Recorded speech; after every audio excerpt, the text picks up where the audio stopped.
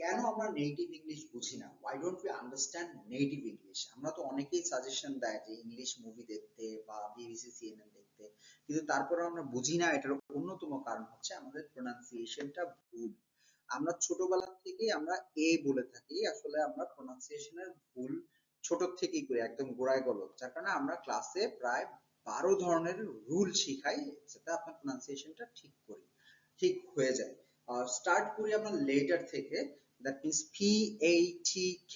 এটা 4 ধরনের, আমরা ক্লাসে 26 ধরনের লেটারই ঠিক করে দিই। যেমন আমরা বাংলাতে কি বলি PATK, কিন্তু উচ্চারণটা কি হবে PATK।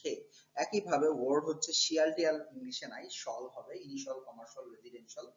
আবার বাংলাদেশে বলি মেরে ফেলেছে, উচ্চারণ হবে মেই রে ফেই লেই সেই। বাহিরের দেশে কিন্তু খুব শর্ট এন্ড ফাস্ট উচ্চারণ করে, ওরা কি বলবে ওয়াই ডিড ইউ লাই, এটাকে বলবে ওয়াই ডু লাই।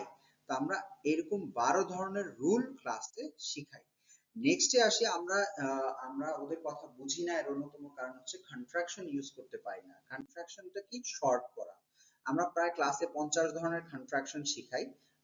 যেমন হচ্ছে আই এম, এটাকে ওরা শর্টে বলবে আইম, এটা ফর্মাল কন্ট্রাকশন। আর ইনফর্মাল কন্ট্রাকশন কি? Am not, is not, are not, যত ধরনের নট আছে সবগুলাকে এইচ উচ্চারণ করে। তো এরকম 50 ধরনের কন্ট্রাকশন শেখানো হয়। নেক্সটে আসি আমরা, ওদের কথা বুঝি না কারণ হচ্ছে আমরা এক্সপ্রেশনটা ইউজ করি না বা জানি না। এক্সপ্রেশন জিনিসটা কি? এক্সপ্রেশন হচ্ছে ট্রান্সলেশন আর এক্সপ্রেশন এক না।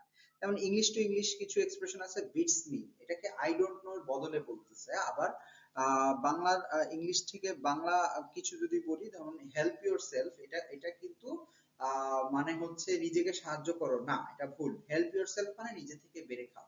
সো এক্সপ্রেশন আর ট্রান্সলেশন এক না। ইনশাল্লাহ আপনি যদি আমাদের এক্সপ্রেশন, প্রোনাউন্সিয়েশন আর কন্ট্রাকশনের ক্লাসগুলো করেন, আপনি অবশ্যই ব্রিটিশ বা আমেরিকানদের ইংলিশগুলো বুঝতে পারবেন। Thank you.